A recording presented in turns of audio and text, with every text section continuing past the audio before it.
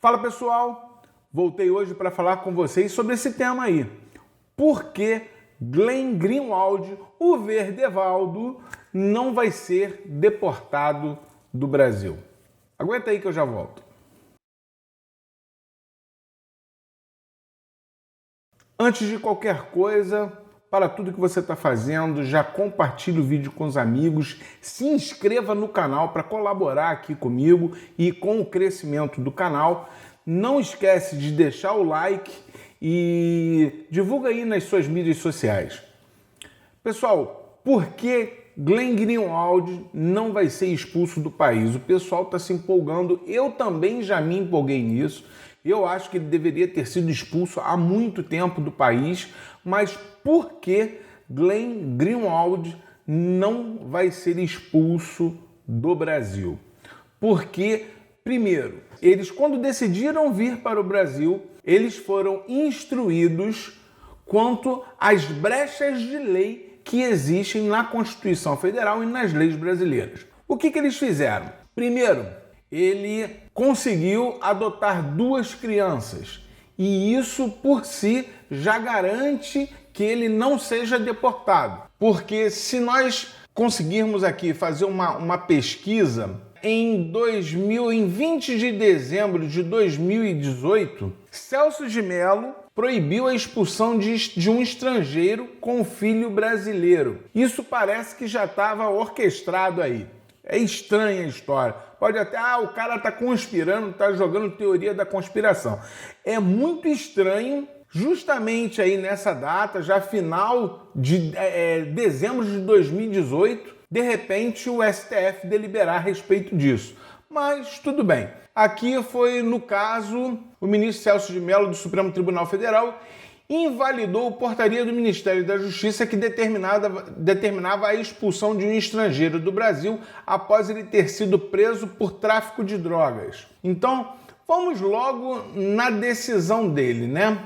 No fim de novembro, o plenário do STF começou a analisar um recurso de repercussão geral em que se discute se é proibido expulsar do país estrangeiro com filhos no Brasil. O julgamento foi suspenso dia 22, após pedido de vista do ministro Gilmar Mendes.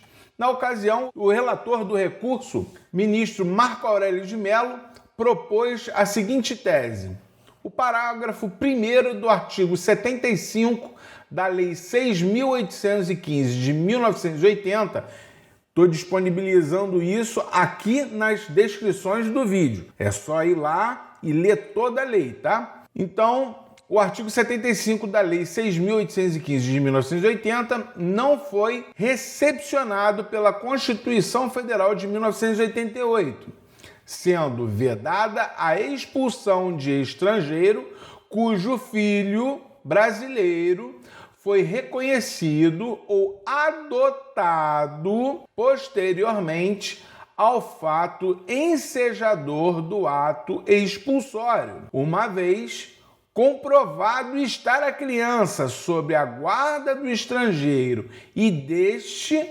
depender economicamente. Então, Verdevaldo está justamente sendo agraciado por essa lei 6.815 de 1980. E numa outra matéria, até mais antiga, que foi avaliada por um desembargador, essa matéria é de 8 de outubro de 2012. Em abril de 2011 foi julgado o caso e a deportação considerada legal. A sentença levou o autor a recorrer ao tribunal. O relator do caso, na corte, o desembargador federal Fernando Quadros da Silva, decidiu pela reforma da decisão. Segundo Silva, deve ser aplicada ao caso legislação brasileira que impede a expulsão de estrangeiro quando este tiver filho brasileiro que esteja sob sua guarda ou dele dependa economicamente.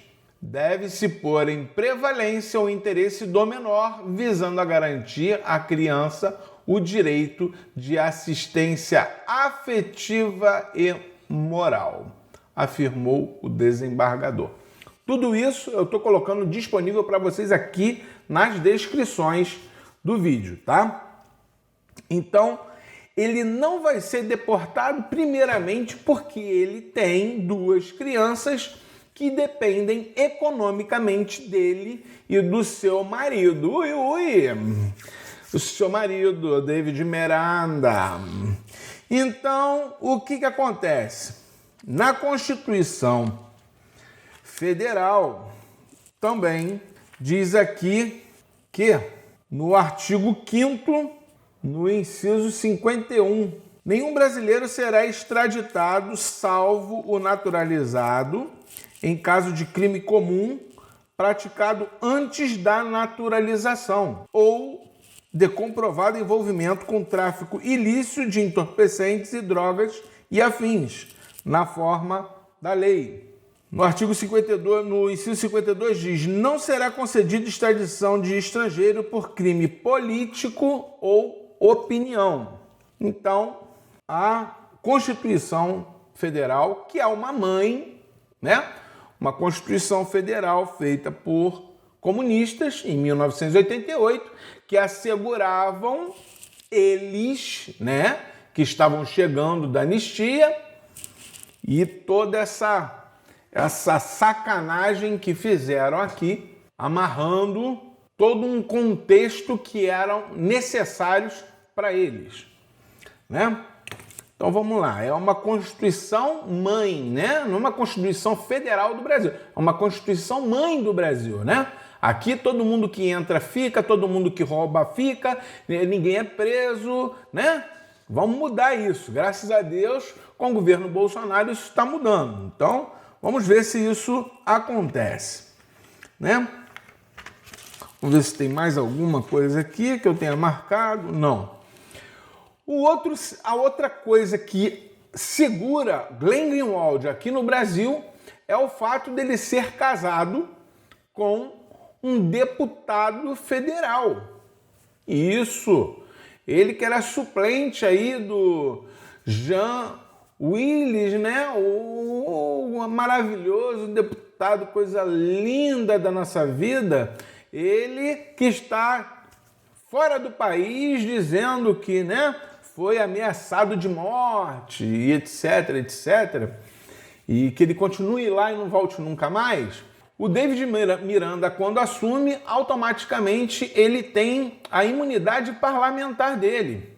E com isso, ele também leva parte dessa imunidade para dentro da sua residência. Então, a Polícia Federal não pode tomar nenhuma atitude para colher provas na residência do Glenn Greenwald, já que a residência dele é a mesma do deputado federal. Quem pode expedir um mandado de busca e apreensão ou qualquer outra coisa é o Supremo Tribunal Federal. E isso teria que ser feito pelo STF e não pela Polícia Federal ou por outros órgãos, já que o David Miranda é um parlamentar e tem ali a sua imunidade parlamentar. Outras pessoas estão vendendo a história de que, né, isso a parte deles agora, né, que não houve infração, que eles fizeram tudo de acordo com a lei, que a lei assegura o direito da fonte, de não dizer quem foi a fonte, quem cedeu, toda a documentação de como foi conseguido isso. Mas a Constituição Federal, no seu artigo 5º também, diz uma coisa aqui bem interessante. Bem interessante. No artigo 5º, no inciso 12º, diz o seguinte: é inviolável o sigilo da correspondência e das comunicações telegráficas, de dados e das comunicações telefônicas, salvo, no último caso, quer dizer, nas ligações telefônicas, por ordem judicial, nas hipóteses e na forma que a lei estabelecer para fins de investigação criminal ou instrução processual penal. Isso não sou eu que estou dizendo.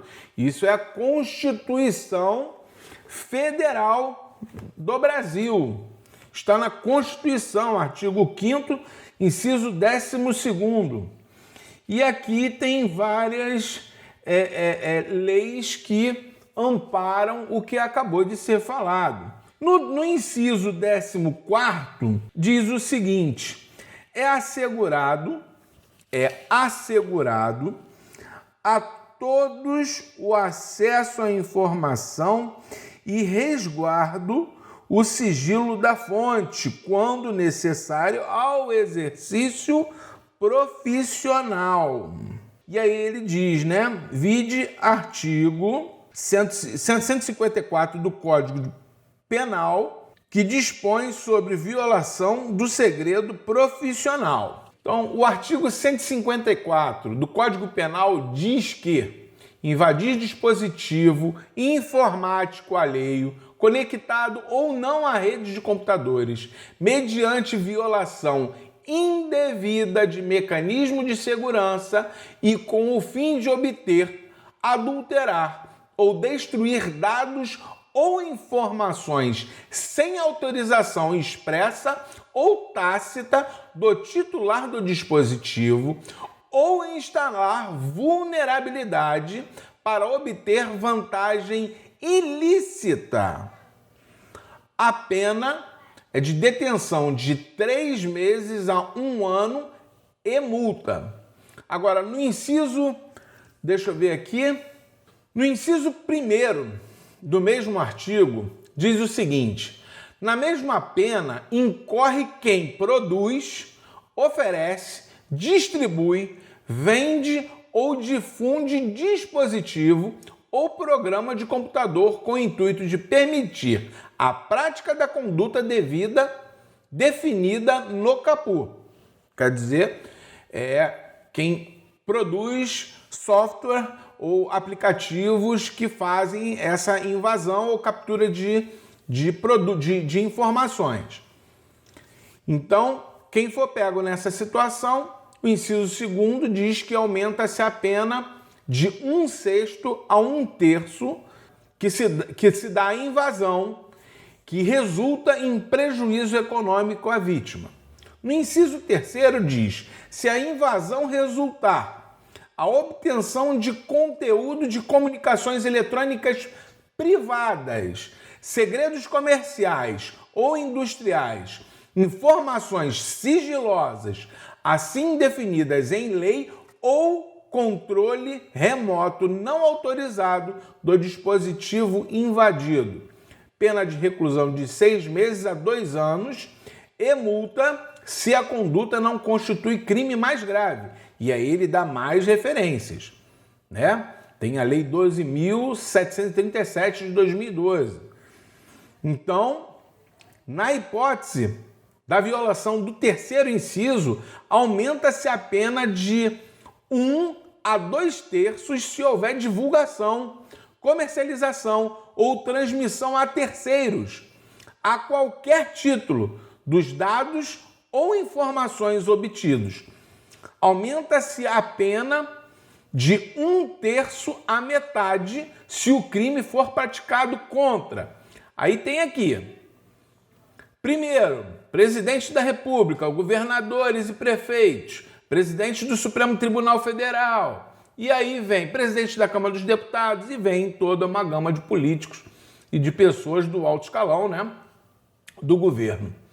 Então, neste caso, o artigo 154 se enquadra perfeitamente ao crime que foi cometido pelo Glenn Greenwald. Entendeu? Ele pode até não ter praticado o ato da invasão e da subtração de informações, mas ele está aqui no inciso 3º. Ele comercializou, ele divulgou, ele fez uma distribuição desse material. E, dessa forma, ele se enquadra como um criminoso no nosso país. Criminoso ele é. Deportado ele não pode ser, mas criminoso ele é. Tá bom, pessoal? Olha, todas as informações que eu passei aqui para vocês, eu estou colocando aqui nos comentários do vídeo. Eu espero que esse vídeo tenha trazido mais informações para vocês. Não é só simplesmente pedir a deportação do cara. A gente não vai conseguir dessa forma, entendeu? Nós ainda temos aqui, ó, Lei 9.296, de 24 de julho de 1996. Então, que fala da interceptação de comunicações telefônicas ou de qualquer outra natureza, né? Que constituam prova em investigação criminal. No artigo 3º, está aqui, ó, a interceptação das comunicações telefônicas poderá ser determinada pelo juiz de ofício ou a requerimento. Quer dizer, somente quem pode fazer o grampo telefônico ou qualquer outro tipo de obtenção de informações, um juiz, um desembargador, um ministro do Supremo Tribunal Federal, essas pessoas é que podem autorizar. Outras pessoas fazendo esse tipo de situação é crime. É crime.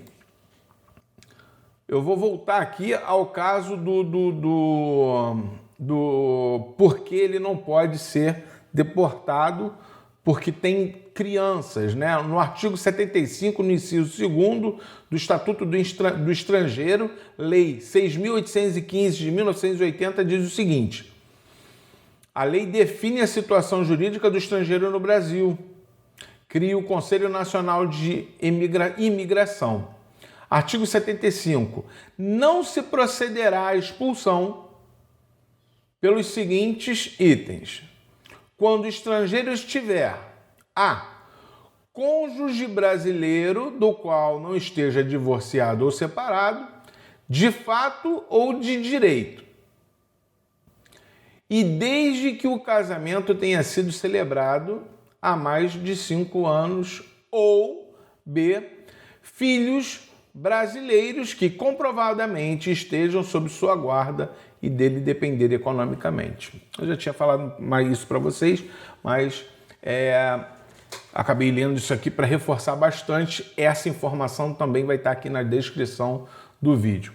Então, quando alguém de esquerda vier debater com vocês a respeito disso, vocês já estão municiados agora com as leis respectivas e a lei que enquadra o Glenn Greenwald no crime que ele cometeu, que foi a venda, divulgação, distribuição dessas informações que foram roubadas. Não teve uma autorização jurídica, né? Um juiz não autorizou isso, um desembargador não autorizou, um dos ministros do Supremo Tribunal Federal não autorizou esse grampeamento, né, de informações.